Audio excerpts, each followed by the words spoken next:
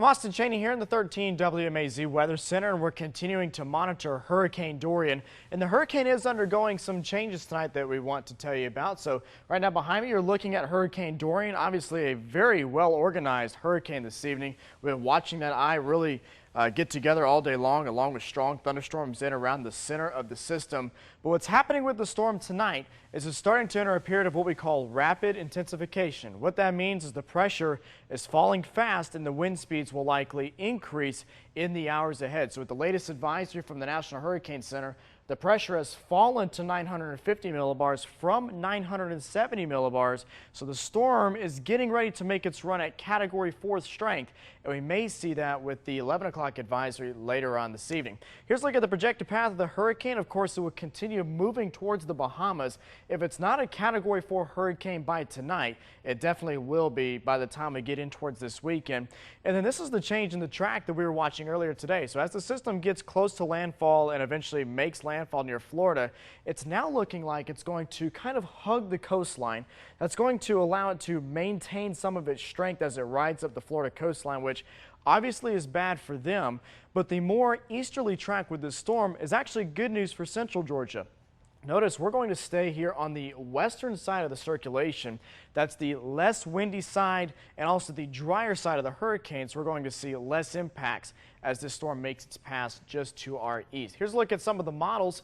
Spaghetti tracks all day long have been very consistent with bringing the storm in on that northwesterly path, then turning it back out to sea. Pretty good consensus here. This is a big difference from all the jumbled mess that we saw in these models yesterday. And the important thing tonight is notice where we are here in Macon, all of the model guidance shows the center of the storm passing just to our southeast. So some good news there as we continue to look to stay on that western side of the circulation. So here's how it's going to play out over the next couple days. Dorian will continue gaining strength as it moves towards the Bahamas. It'll be near the Bahamas by the time we get into Monday, and then it's going to start making its turn up the east coast. So here's the European model. The American GFS model looks a lot like this. It keeps the storm either just offshore or very near the Florida coast through the day on Tuesday. And then once it gets closer to us by Wednesday and Thursday, notice we're not even seeing any rain from this system. We may see some wind gusts, but it looks like all the tropical downpours are going to stay further to the east.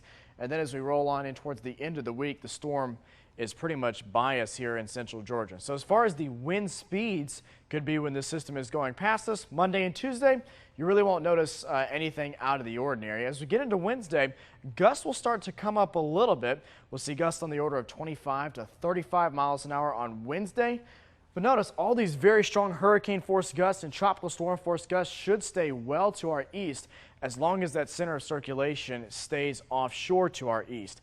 And we can handle these gusts of 25 to 35 miles an hour, especially if we don't see the tropical rainfall total. So European model has almost no rainfall across central Georgia. As long as we have that in place, it's just going to be like a breezy day here across central Georgia. So something we'll be watching. We have more model data coming up, and I'll have updates, of course, coming up on 13 WMAZ News at 10 and 11.